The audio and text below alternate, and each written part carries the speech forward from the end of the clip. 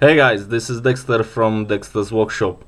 Today I decided to make a little bit of an experiment because it was a lot of hype regarding quite an easy to understand concept, the buffers.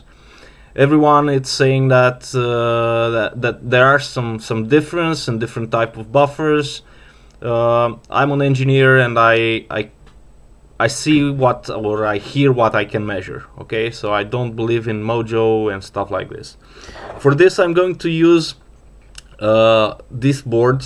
It's a KNC buffer because of the copyright notices and all the legal stuff. I can't actually pronounce the names, but it's pretty easy to understand what it's K and what it's C. There are two known buffers which I decided to put on the same board and use a small switch to have them active, either one or the other.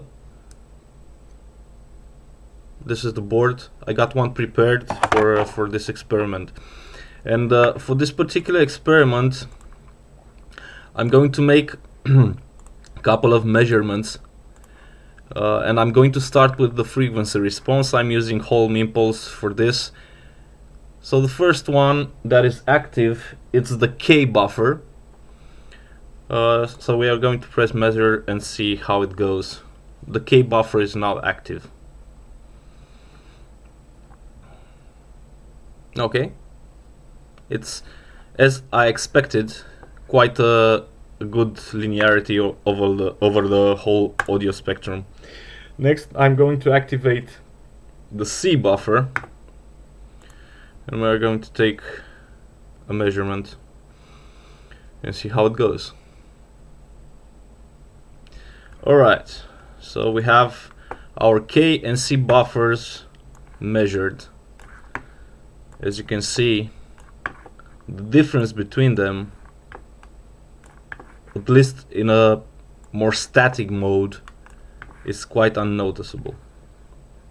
The difference is a little bit over 0.1 dB at 20 Hertz. That's not even in the same zip code as noticeable. Next, we are going to take another measurement, and I'm going to use ARTA for this. Continue in demo mode, and we are going to make a spectrum analysis for this particular buffer, or buffers to be correct. Next, I'm going to make a spectrum analysis. So we have 1 kilohertz signal that is injected into the buffer, and right now the active one is the K buffer. So we can see that the total harmonic distortion, it's 0.0053, 54, 55, something here, and total harmonic distortion plus noise, it's 0.0090. Okay, that is for the K buffer. The K buffer, it's based, as you all know, on an opamp. The next one, we are going to set this as an overlay and have it have a snapshot of the current measurement in the back, and we are going to switch to the C buffer. Okay, as you can see, there is not much of a difference between those two. At least I cannot see that difference. Yeah, so basically we have the same response, we have the same harmonic content, more or less. Here we have 1K, 2K, 3K.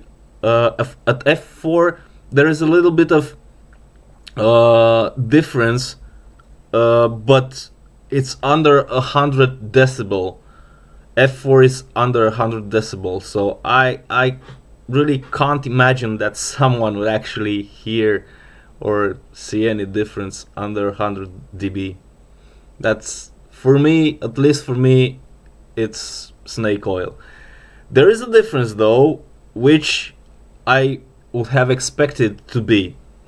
The difference is the fact that you have 0.067% total harmonic distortion, and you have 0.067 total harmonic distortion plus noise.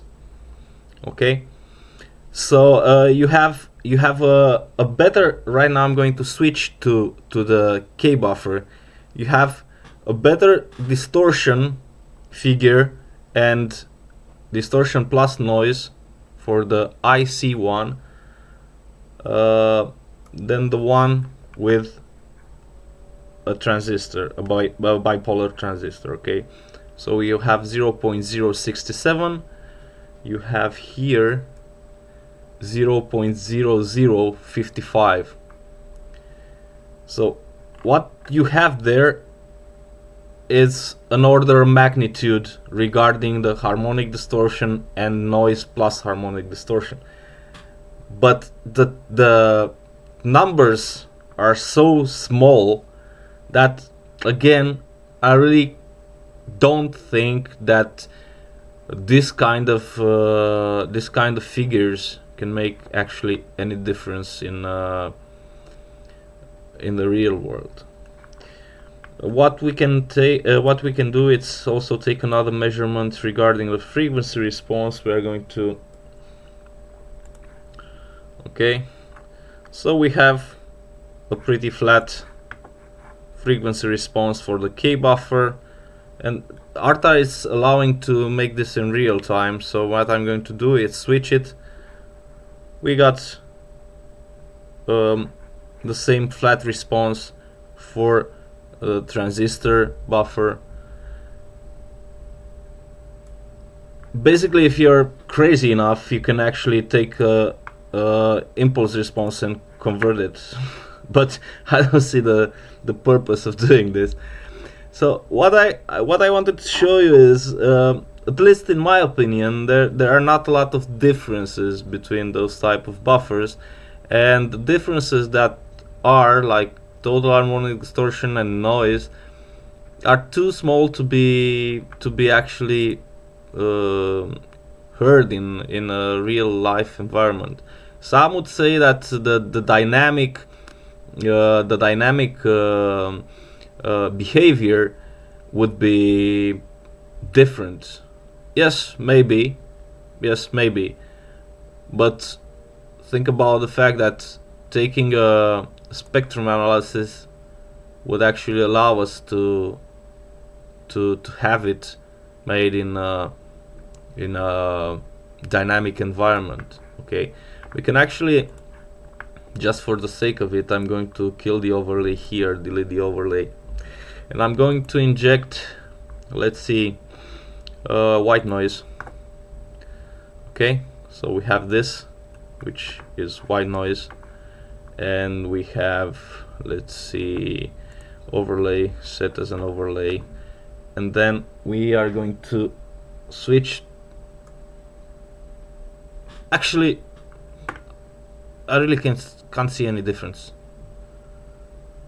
Really, no peaks, no different harmonic content, no nothing.